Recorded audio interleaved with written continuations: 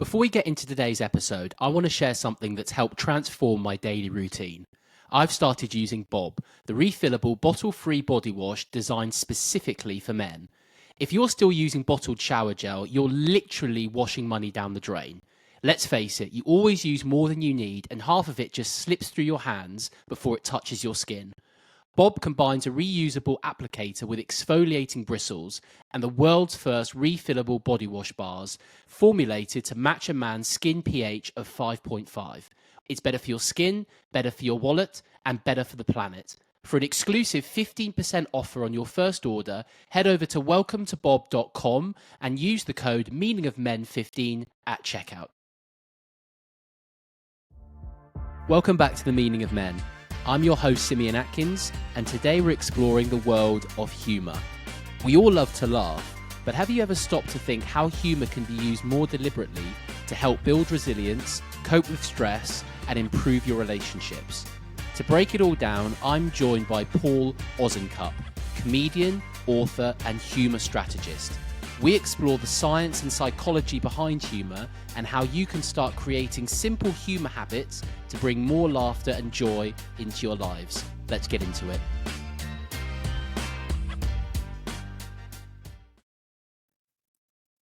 Paul, what would you like people to take away from our conversation today?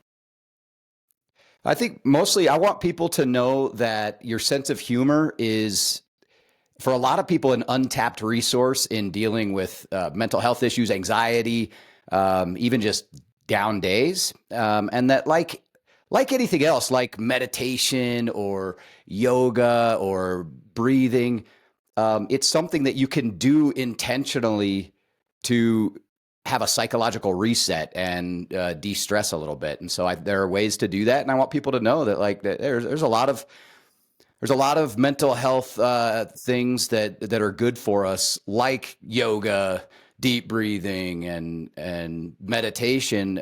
But for a lot of people, those maybe aren't enough or aren't the right fit or require too many essential oils. So, your sense of humor is something you can also use, and hopefully we'll be able to talk about that.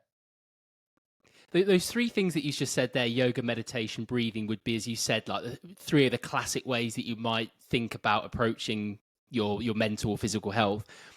I think maybe with something like humor, it feels like it's something that happens to you, or it's a reaction rather than something that you could, I guess, do, like something like yoga and meditation and breathing. Would that be fair to say? You said it perfectly. Yeah, I think a lot of us just kind of assume humor will find its way into our life, or that something funny will happen today, but we can be intentional about it. Just like I do yoga, and I'm intentional about I'm going to go get my yoga mat and do 20 minutes of yoga. Well, I can also decide, you know what, I just need to shift my vibe right now at work or before my kids get home from school or whatever it is, and I'm just going to watch some of these funny videos I've saved, or I'm going to look back on a stressful experience and see if I can find some humor in it. Like, we can intentionally do these things as well. Tell us a little bit more about you and the journey that's led you to where you are today. Sure. Yeah. So, I'm an educator at heart. I went in, I got a master's degree in higher education administration and working with at-risk college students who had mental health and behavioral issues. And I was like the dean guy who met with students that were getting in trouble. Like, if you want to stay in school, so I had a very serious job. I mean, a lot of my students I was working with had been arrested and stuff like that. On the side, I always loved comedy. I performed stand-up comedy and improv and that kind of stuff as well. And I started noticing in the work that I did, both with people I supervise and students I was meeting with, just little moments where humor made things a little better.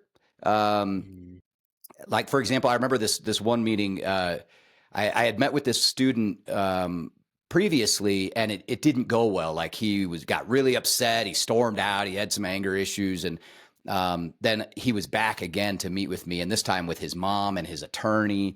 And so I was preparing for this meeting, and right before going out to get them in the lobby, I spilled like a huge, like 32-ounce Dr. Pepper on my lap, like right on my crotch, and it's just a lot of liquid. And I didn't have a change of clothes. I didn't have time to like perfectly dry my pants before this important meeting. So I was like, oh gosh. So I walk out there and I called his name and I just kind of sheepishly said, well, I hope your day is starting off better than mine. And I kind of looked down at my pants and the kid just real dryly just says, I told you to see a doctor about that. And everybody, there's like probably 15 people in the lobby. Everybody was cracking up, except his mom, who like slapped his leg, like, "What are you doing?"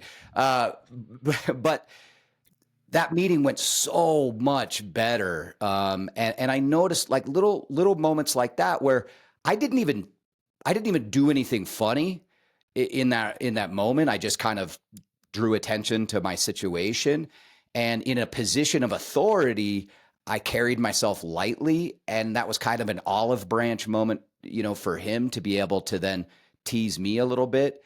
And those moments would stick out to me. So then I started researching the impact that humor has on social relationships, work relationships, leadership styles, our health and well-being. And I became a full-fledged humor nerd and started, and now that's what I do for a living, speaking about the impacts of applied humor. I read your book, The Humour Habit, and it really was an eye-opening, because there was a lot of areas in my life that I'd started to draw comparisons to. One of them is I had a boss a while ago, and we were working in quite a stressful job, and we'd always just find 10 minutes in the day just to have a joke about something, just on Slack or Teams. I can't remember what we were using at the time. And that would just help so much, just alleviate a lot of that stress that was building up. It just reminds you that, we weren't saving lives in this job, put it like that. And Right. it just kind of, it really did make a massive difference. And then I was thinking to myself, well, that was actually a deliberate habit that we did quite regularly. It wasn't just something that was happening by accident. And then it started to get me to think about how I could start to do it more. What ultimately inspired you to write The Humour Habit? And can you explain in simplistic terms what a humour habit actually is? You got it. So what inspired me to write it is that as I started nerding out about the topic of humor, there's a lot written on the benefits of humor and laughter in our lives, what it does for us physiologically, psychologically, and our well-being. So there's a lot written, and I think a lot of people believe that, gosh, it's good for me to laugh. But there's not a lot written about like, okay, well, how do I do it? Like, how do I start seeing life a little bit lighter? And how do I enhance my sense of humor? When am I supposed to laugh things off? Like when I accidentally lock the keys of my rental car in the trunk before I'm supposed to take it back to the airport. Like, oh, life, I'm silly. No, like I'm freaking out when shit like this happens. Are we allowed to cuss on this podcast? I don't know. You can, when stuff like this happens, like I'm freaking out. And so I wanted to put together a resource for people for how we can use some of the tricks and trades of positive psychology, along with some of what comedians use in order to reframe things, to put together some habits of like, we could rewire our brain to start seeing the lighter side of life more often and freaking out a little bit less. And a humor habit, there's dozens of different kind of habits and hacks in the book for doing this. I'll give you one example of a habit that anyone could do starting today. And that's screening your screen time. I call it a comedy chaser. So simply, like, for all of us, our screen time habits are a little bit different. And some people, like right now, for some reason, at least in the US, I don't know about over in the UK, but in the US, all of these true crime documentaries and serial killer, like people are so into it, man. And then of course, like watching the news is super stressful. So whatever your screen time habits are, at the end of the day, Make the last screen time you have comedy or something funny, something that makes you laugh or smile, because you're essentially chasing, a suspenseful drama, or the news actually gives us stress-inducing chemicals in our body. So you chase that with stress-reducing chemicals like humor and laughter to kind of just palate cleanse your final screen time of the day, whatever that is. It's so funny because that's exactly what my wife and I do, because we do watch a lot of true crime and stress-inducing Right. documentaries and TV series. Like, we just love them, but we'll always finish on a lighter note. And there's just loads of series that we've just rewatched, like The Office, for example. We've watched that Right. so many times, and that will always be the last thing we watch before we go to bed. But I hadn't actually thought of that as being a humor habit or something that we're doing deliberately to sort of like help regulate the stress. It's really interesting. Yeah, you probably felt instinctually after you got done watching those Yeah. shows, like, I was entertained, but now I'm a little bit amped up, and it's like instinctually I need something to just cleanse the palate a little bit. And that's one example of a lot of different things in the book that people could do. And I think what the book doesn't do is you could sort of think, oh, writing a book and strategies around something like humor is going to take all the fun out of it because there's, the spontaneity and that's a lot of the joy that comes with it. But that's certainly not what it is. I think it's just having more of that awareness that there is more deliberate things that you can do to bring humor into your life a little bit more. Yeah, it's funny when so it's when I was happy to get the book published by, I was gonna publish it regardless, whether self-publish or not, but I thought I'll put it out there and see if any reputable publishers want to take it. And I got a few offers, and I was stoked about that. And I went with Wiley, who's a business/academic publisher, because with a topic like humor, you want some credibility behind it. But at the same time, going back and forth with an editor, and they're like, I mean, this part's kind of silly, or like this, it, they're kind of having me like make it boring. And I was like, oh, no, no, no, no. I am not writing a book about humor that's not going to be funny. So like we're keeping all of the funny stories and all the goofiness and stuff like that in there, because I've read plenty of like journal articles and books and resources about humor, and like, here is why humor is, and it kills me. I published a article also with the American Medical Association on using humor in clinical settings, and it was the same thing. I had just a few little quips in there, and they were like, I don't know. And I was like, hey, we're either publishing it with a joke or two in it, or we're not doing it. This whole thing is about humor. So You were touching on earlier about the effects that humor can have. I'd love to dive into the research that you've done around the effect that humor has, particularly on the human brain. yeah, when we laugh or find something amusing, we get a dose of happiness chemicals flooding our brain. And by dose, I literally mean DOSE, dopamine, oxytocin, serotonin, endorphins. Just flood our brains when we find something amusing. And it also lowers cortisol levels. And cortisol is the chemical that makes us feel stress. So, and what's kind of cool about this too is that even just smiling can start to change that brain chemistry. So for all the listeners, we'll do a little experiment. I just want you to put a shape of a smile on your face right now as you're listening to this. And it doesn't have to be genuine. It could be total BS. And you could be thinking anything like, how does he even know if I'm doing it? Or whatever. I really have to pee. This seems weird. But just by putting the shape of a smile on your face, you're already starting to change that brain chemistry. And if you put like a real big fake grin on your face, studies show that if you do this at work, you will look like a complete psycho. So, but I will say, like, it could be like a nice little time saver hack, like a productivity hack. Just walk around with that big smile on your face, and when that one person who's always bugging you, like, hey, do you got 5 seconds? You're like, yeah, what's up? And they're like, okay, it looks like you're having a meltdown. I'll give you a few minutes to yourself. You're like, yes, it worked. But yeah.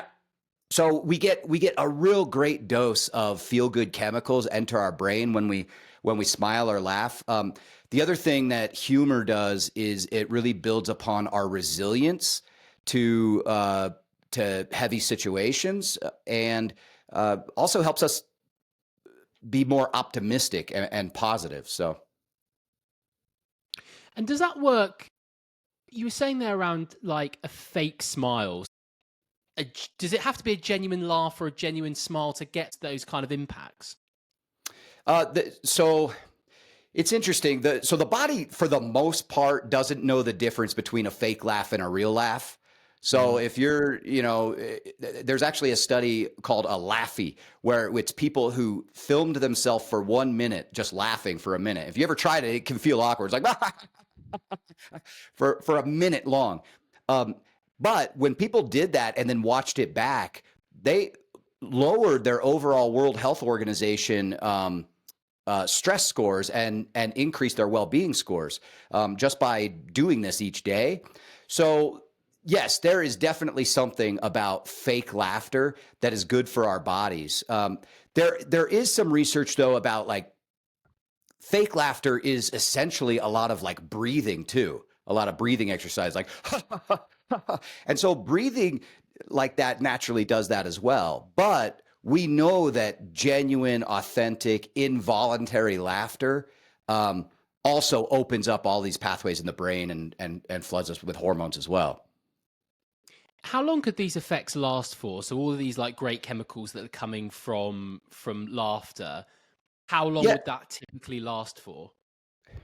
I'd have to go back and look. I know I've read some of that of the immediate effects of humor and laughter.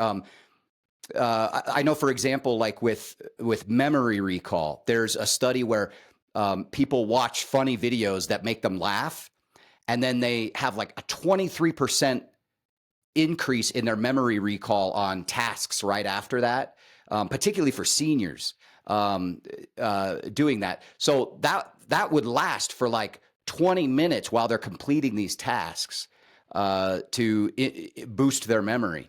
That being said, I think the overall game plan is the more we're doing some of these humor habits and things to rewire our brain to see the lighter side in life, that's when we're actually changing the chemistry of our brain and we're opening up new neural pathways, that this is happening more often to where now I'm finding amusement in life way more than I used to. So even if this is only lasting 5 minutes, 10 minutes, 20 minutes, this is happening to me more and more and more every day.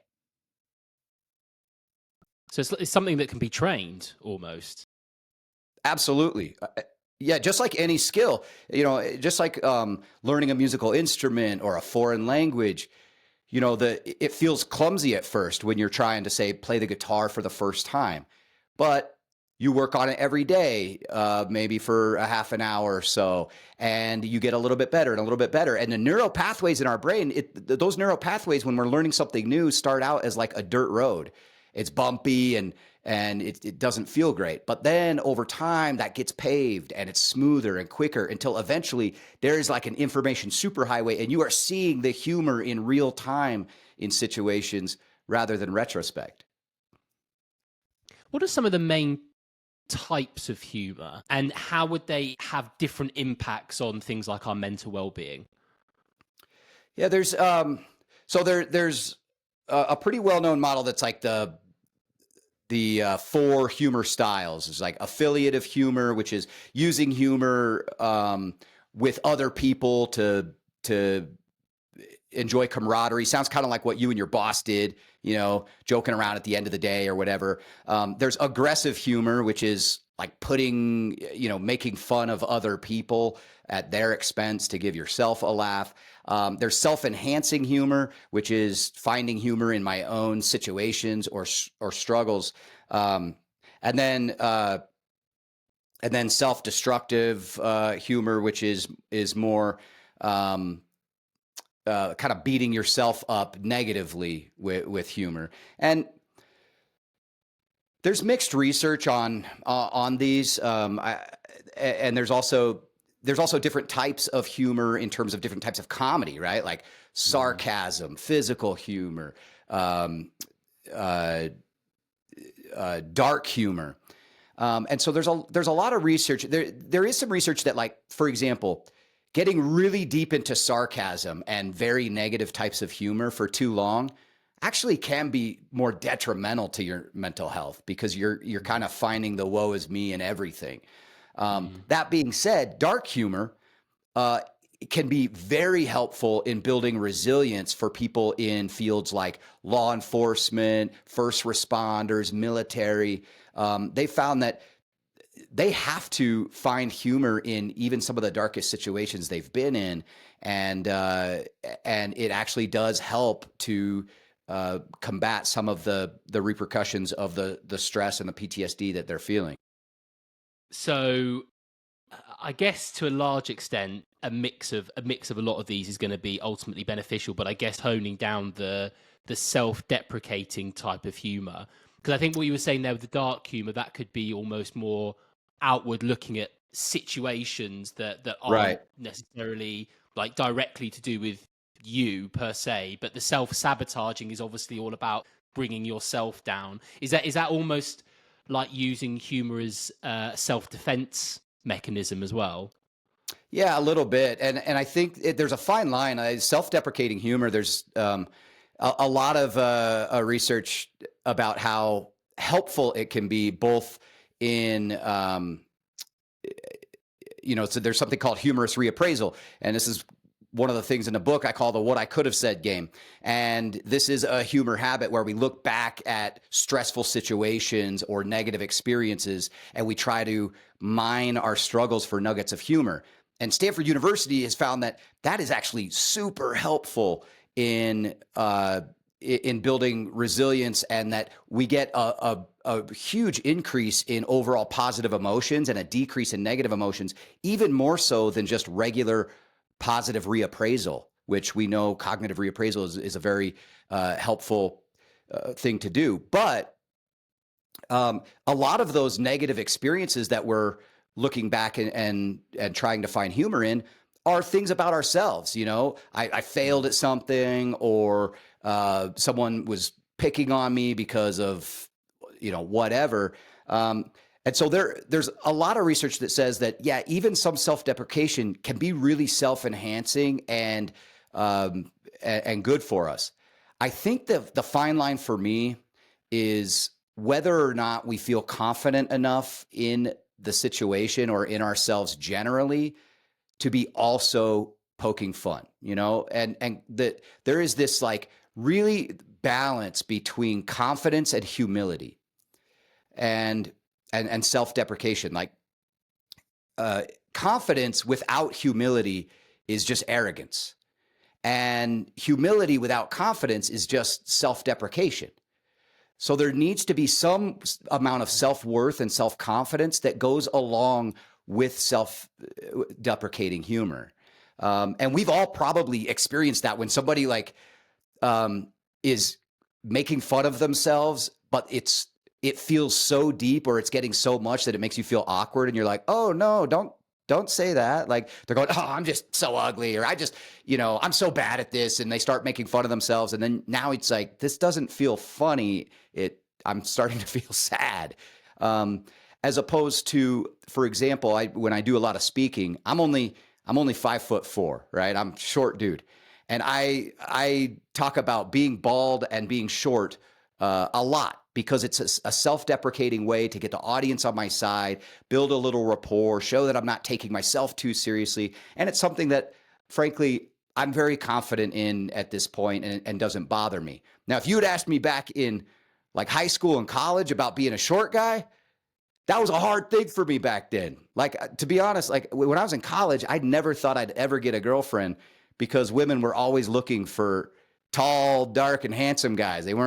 Women weren't walking around going like, oh, tonight, man, I'm going to find a guy that's squatty and hairy but bald still, and looks like a real handsome golem. Like those were things that I was really worried about. But and so back then, that was a big thing for me. But now I can joke about like, hey, when I was trying to talk to girls in college, it was more like trying to convince them to be with a short guy. Like, hey, hear me out. Like, short guys live longer, and I'll take up less room in bed, and I'll always let you drive because I got to stay in my car seat. these these are things that we can have a little bit of fun with, particularly when we've gained a little bit more confidence in that area. As you were talking there, I was almost thinking of like a recipe, and you'd probably want like a big dose of something like affiliative humor and like a sprinkle of the self-defeating humor and maybe like a little bit more of the self-enhancing humor. So I'm not sure about the aggressive humor. Is there any benefits to that one? That seems like it's Yeah, I haven't really found any research in that shows aggressive humor, like seriously making fun of other people at their expense for your enjoyment, that really does anything for your own well-being. I guess the only thing would be, if you're watching, say, comedy where somebody's really making fun of other people and it's making you laugh, you're getting whatever benefits that just laughter gives. But overall, trying to find humor in other people's misfortune, actually, it doesn't. There's really not any research that shows that that's good for you.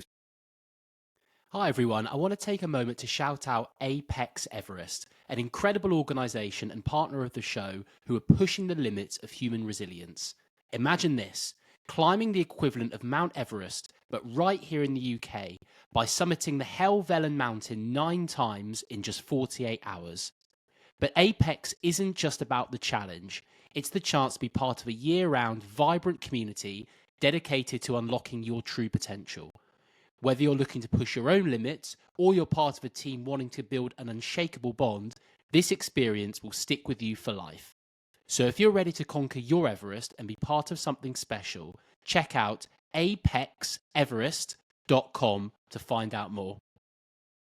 What about the way in which humour can maybe reframe things like failure and rejection, like two very big emotional rocks that a lot of us can carry? How can we maybe use humor to start to reframe how we're looking at those kind of emotions?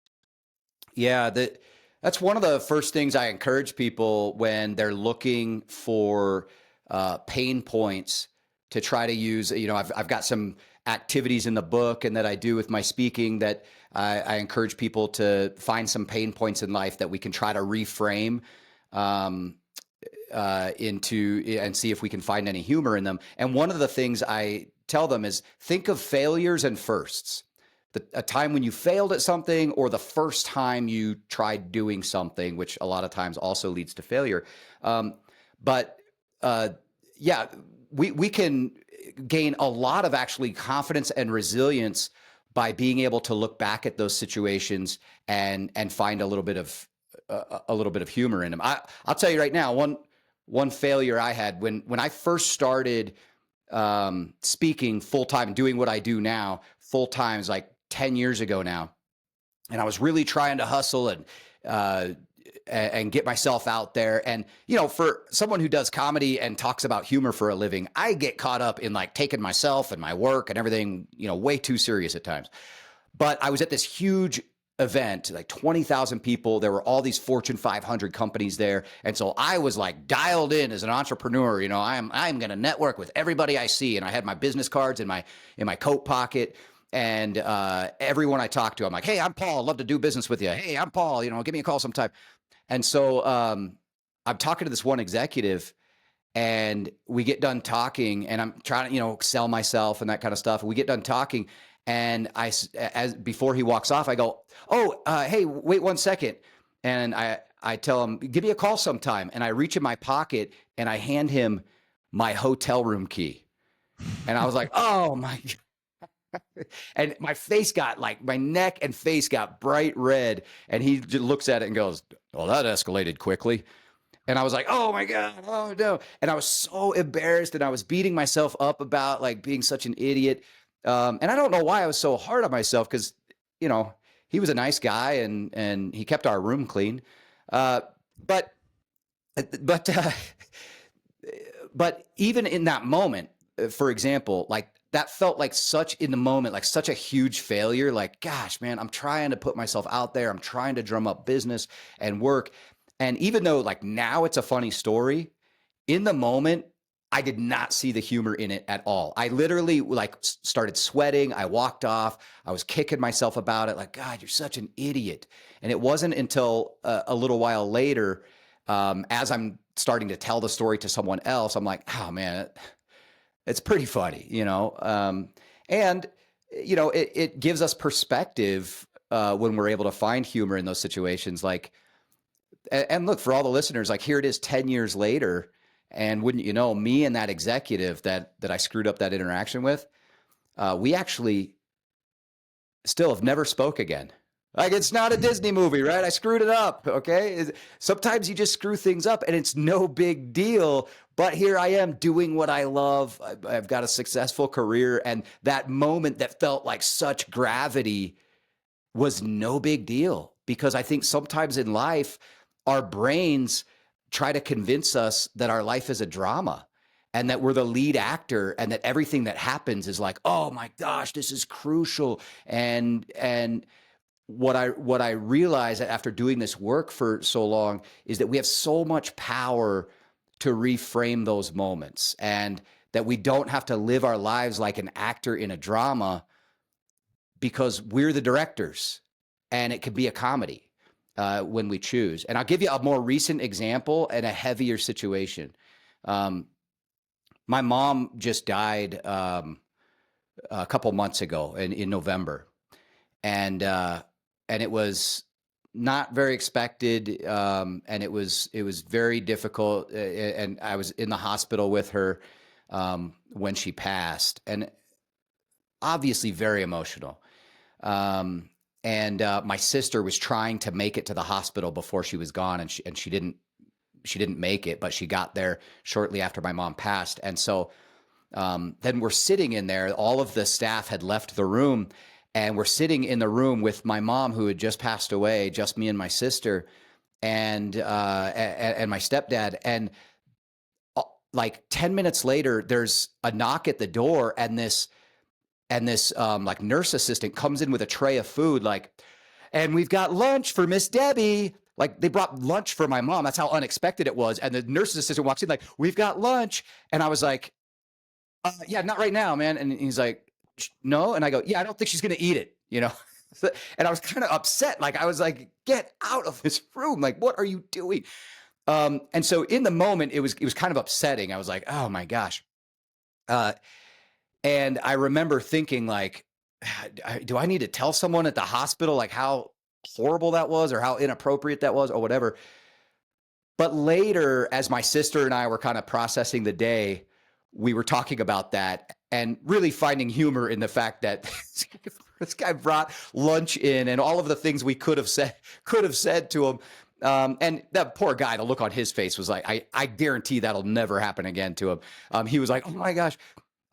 And so we were able to laugh about it and thinking about what my mom would have said had she been able to say something. Like, she would have torn that guy up, But we have a lot of choice in what to do, because I could have stewed over that inappropriate thing and really made a drama out of that and been upset for the rest of my life about that moment if I wanted to.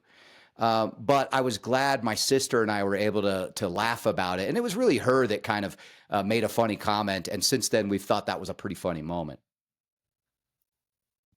I was thinking back to the first example you were giving there, and it sounded like you moved from a position of self-defeating humor to more self-enhancing humor. So it feels like the initial reaction when something bad happens could be that self-defeating humor, but then you can sort of like move yourself onto the self-enhancing humor and have more of like a healthy way to process it. Absolutely. And I think I know how that happened as well. And this, I'll share another humor habit from the book for people, something that the listeners could start doing this week, because that was early on in my research and in my speaking career about this topic. And I had found research about a 3 funny things intervention. And so this is something people could start doing today for the next 7 days, for the next week. Just write down 3 things every day that you found funny or amusing. And maybe they made you laugh out loud, or maybe they just made you think, well, that was pretty funny. But people who did this just for a week actually increased their overall happiness and decreased depressive symptoms for up to 6 months just by writing down 3 funny things each day for a week. Because what it's doing is it's rewiring our brains to start looking for those funny things throughout our day. And you'll find that there would be something that normally would aggravate you, upset you, annoy you, frustrate you. And you'll think to yourself, I'll be writing this down later. And that's when you know your brain is starting to make the connection of like, you know what? Don't freak out. There might be humor in this even before you find it funny. And I was doing this writing down funny things from my day during that time. And so that's why, like, when I walked off later and then I started telling somebody about it, I was starting to find the humor in it. And I knew then, I was like, I think I'm going to be writing this down later. Like, that was actually pretty funny, even though I was super embarrassed. And I think probably I'm not going to hear back from that guy. And I didn't. But I was able to find humor in it. Interesting. Almost speeds up that recovery, so to speak, with how you're feeling. That's really interesting. Yeah, they say comedy equals tragedy plus time. But what they don't tell you is that the amount of time is really up to you. It's not like, oh, I have to wait for a certain amount of time to go by before I can find something hard funny. We can get there on our own if we want to, and if we feel the capacity to do that. We were speaking about some of the mental benefits earlier. What about some of the physical health benefits that something like laughter can have as well? Yeah, well, physically there's a lot that happens with our immune system when we're laughing and finding things amusing. So it increases T cell production in the body. It helps fight disease, and it actually can increase pain tolerance. There's a lot of studies with humor and laughter with people in chemotherapy and dialysis settings where they actually require far less pain medication than people who aren't doing some sort of humor regimen or humor habits, and say watching funny videos, doing laughter exercises, things like that. So it can actually increase pain tolerance in our body, and laughing generally also burns calories. There's one study that it says that 1 solid minute of laughter can have an equivalent effect on our body as 10 minutes on a rowing machine. So now I'm sure everybody's going to, sit there and time themselves like, I'm going to McDonald's. But I don't know if it exactly works that way, but yeah, there's definitely a lot of physical benefits we can get from laughing more often and finding more humor in situations. It's also really good for our heart as well. There's studies that show people who laugh more often in their lives are less likely to die of a heart attack. Like, far less likely. I found the pain tolerance really interesting, like the link there between laughter and humor and pain when I was reading that, because you just normally wouldn't make that link between the two, how that could help you be more resilient to that. Yeah, I mean, anything that starts flowing endorphins in your body probably gives us some feelings that of euphoria and distracts us from what's going on. I think there's probably something to be said for simply the distraction from pain. Which is another thing. A lot of times when I was talking about the death of my mom and talking about, we can choose when we want to start finding humor in painful situations. And for a lot of people, they're just not ready for it. It's like, I don't even know how I can make that switch yet, or this is just so painful and tragic that I don't think I can find humor in it. And that's okay too, because a lot of times it's not about finding humor, it's not about laughing at our situation. It's about laughing through it and being able to still not lose our sense of humor and maybe turning to humor as a distraction from the pain that we're going through. Because, for example, like, I went through twice now. I've lived in areas devastated by wildfires. And there are a lot of people, ourselves included, that their homes had been damaged or completely burned. And it's hard to find humor in that when you're going through it. But I remember there was a Facebook group that formed in our city. There's like thousands of people in this Facebook group, and mostly it was people sharing resources and updates and that kind of stuff. But one person posed the question in this Facebook group, what's the most random thing you grabbed when you evacuated? And this is like the week of the fire. Like people are still actively dealing with it. What's the most random thing you grabbed when you evacuated? And it was kind of cool to see all these people in our community kind of take a break from their pain and suffering to just start listing all these random things that they grabbed, things, anything from like, I grabbed a tub of Chick-fil-A sauce to my husband grabbed our Roomba and our robot mop, like they're members of the family. One person said, my kids, I grabbed my kids' homework, and I'm thinking to myself, that poor child is like, we're in an evacuation shelter. My school might be on fire. I finally have like the world's best excuse not to do my homework. Thanks, Mom. Now I get to do algebra. But what we know is that even if you're taking a break from your traumatic situation to watch funny videos, laugh with a friend about something else, our brains can't process humor and psychological distress simultaneously.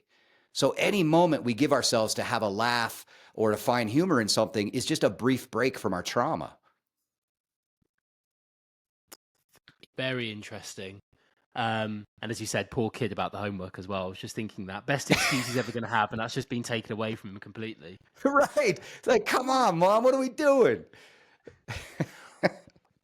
What role can humor play in intimate and romantic relationships to help build more of an emotional intimacy with your partner?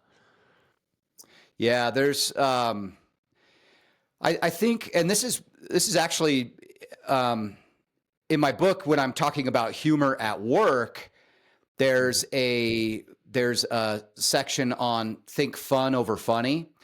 Like at work, trying to do brief, fun, novel things, and usually when that happens, humor shows up, because when we're doing fun things, someone says or does something funny, and we have a laugh. I think that's very similar in our relationships with either friends or romantically, of like, let's not lose novelty. Like doing fun, silly, novel things is an easy way to, fun and humor aren't the same thing, but they show up to the same party all the time.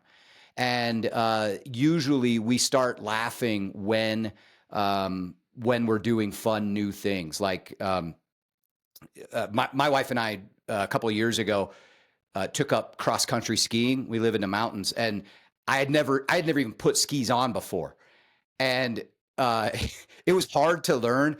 But man, the first time or two we went, we were laughing so much because I couldn't make it, 10 yards without falling. And it was just a fun experience for us. But there's a lot of research that shows that couples who are able to gently tease one another, laugh together, stay together much longer, and report greater levels of happiness. And it also, both ways, in relationships, people are more attracted to partners with a strong sense of humor. Now there might be a lot of people going, uh-oh, I'm not funny at all. Like, I'm going to be single the rest of my life. And if you're thinking you're not funny, you might be right. Maybe you're not. But you're very self-aware and humble, and those are great things too. But it doesn't mean you don't have a sense of humor. So showing people that you have a sense of humor, like what's funny to you, even on dates, talking about like, what's your sense of humor like? Like, what do you find funny? What could we do that would make us laugh?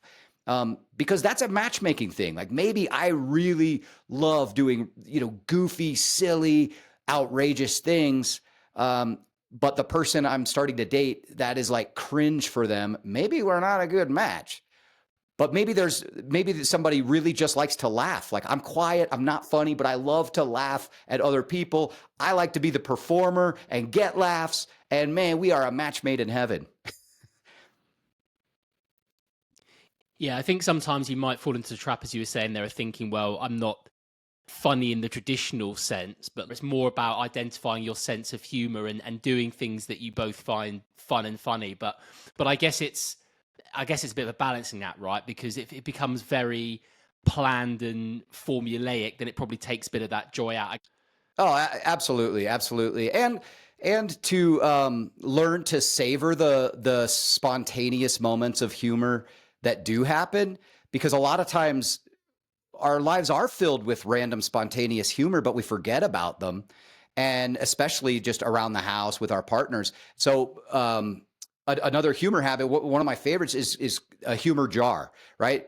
And so you have, and you could do this at work, but you could also do this at home. And my wife and I have one in our kitchen. We have a humor jar, slips of paper next to it. And when funny things happen randomly, she says or does something funny, one of our dogs does something funny, whatever. And if we have a laugh, we write the moment down on a slip of paper, put it in the jar.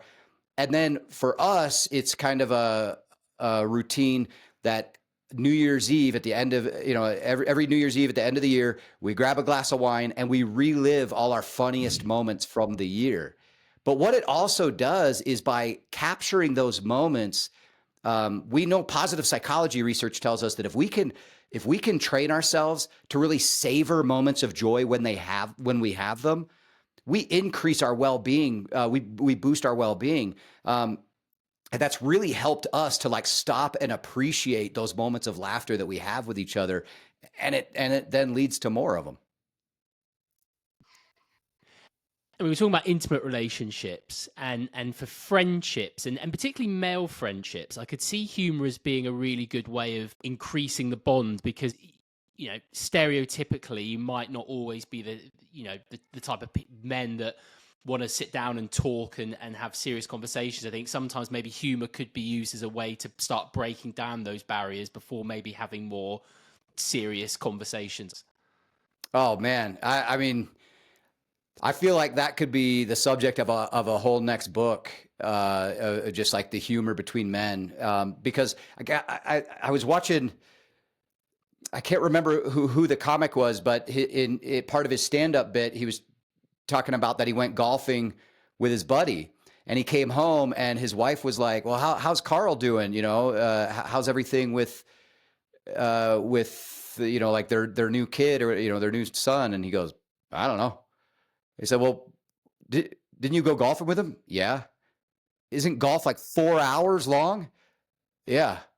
"Well, how's he doing overall? Is he stressed out? Is he doing okay?" I don't know. We didn't talk about that.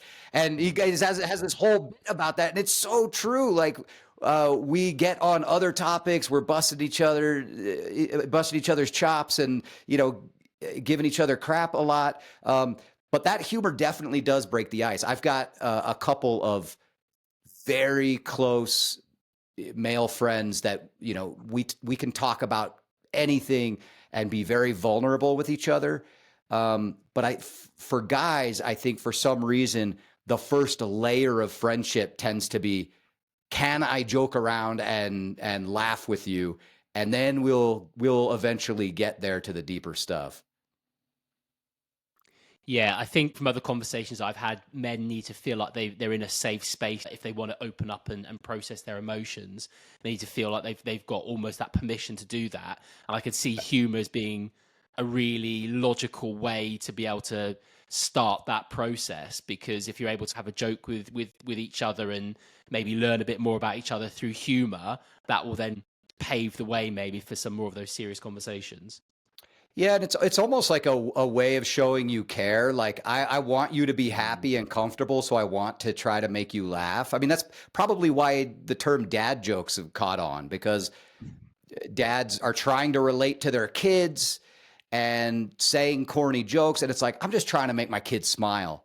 And I always tell people, like, if you've got someone in your life that tells corny dad jokes a lot, even if they're not funny, look at that as a sign of love and compassion. Like, they care about you enough that they're just trying to make you smile, right? They're just trying to relate with you somehow, even though they're giving you some corny dad joke. And honestly, I mean, I've even seen the humor thing work in disarming. Like, I told that story about that student when I spilled the soda on my lap. And I remember another student coming in for a disciplinary meeting, and he had his dad with him, and he was from a rural part of our state, and very quiet kid, and came in. He got overalls on, and I asked him, what's your major? And he said, oh, I'm majoring in mechanical engineering and animal science.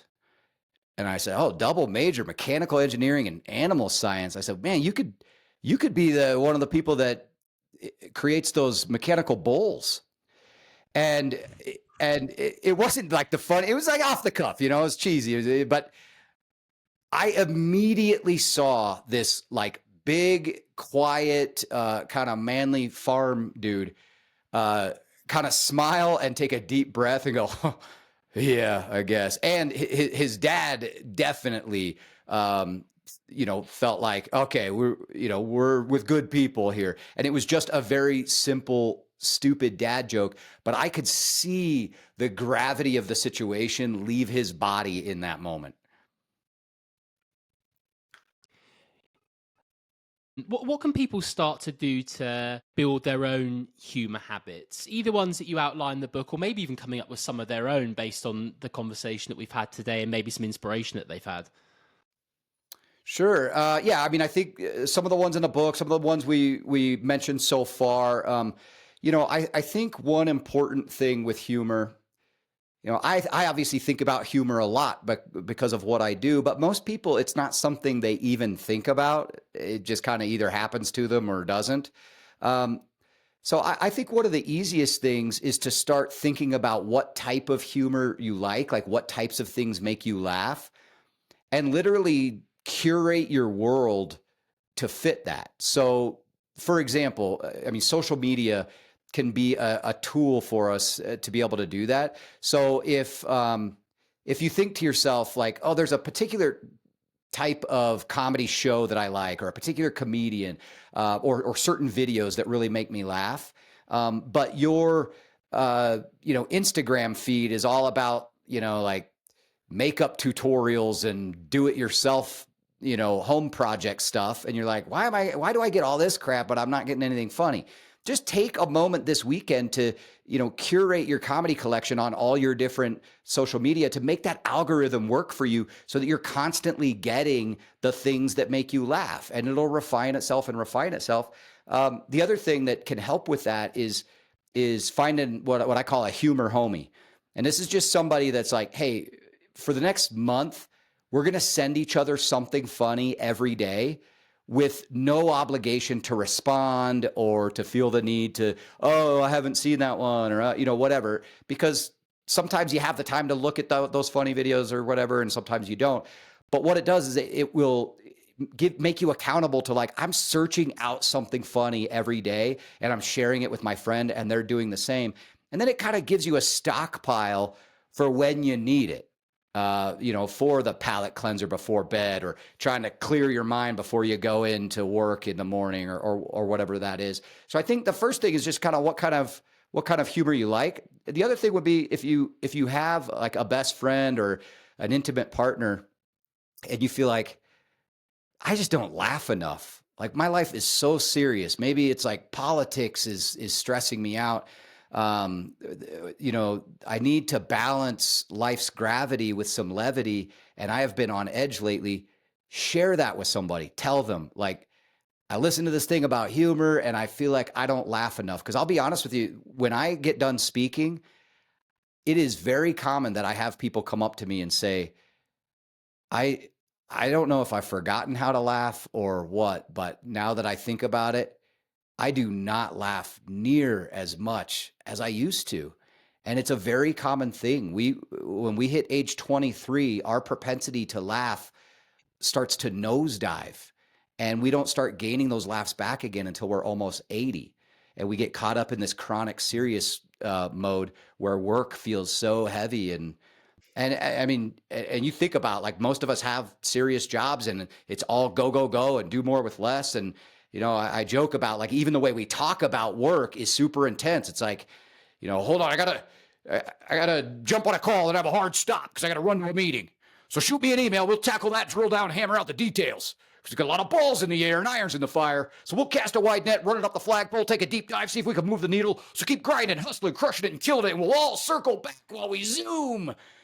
And it's ridiculous. It's no wonder we're all stressed. So we got to balance that with a little humor.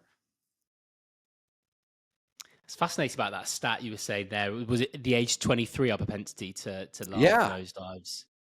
Interesting. Now, why do you think that is? That must be societal, right? I don't think there's anything biological going on there, is there? I don't think so. I mean, I think society, like, for one, that's when most of us start really working, like a real job. And so the pressure of like, I got to buckle down and all those like balls in the air, you know, all that stuff, like we start freaking out. A lot of people start in more serious relationships or maybe having kids. Parents aren't paying for things like the reality of life starts hitting us around that age. Paul, what's one important thing relating to humor and mental health that we haven't discussed today but really should have done? Gosh, that's a great question. I would say this. I believe so much in the power of humor to help us feel better, to decrease stress. That being said, clinical depression, clinical anxiety, post-traumatic stress,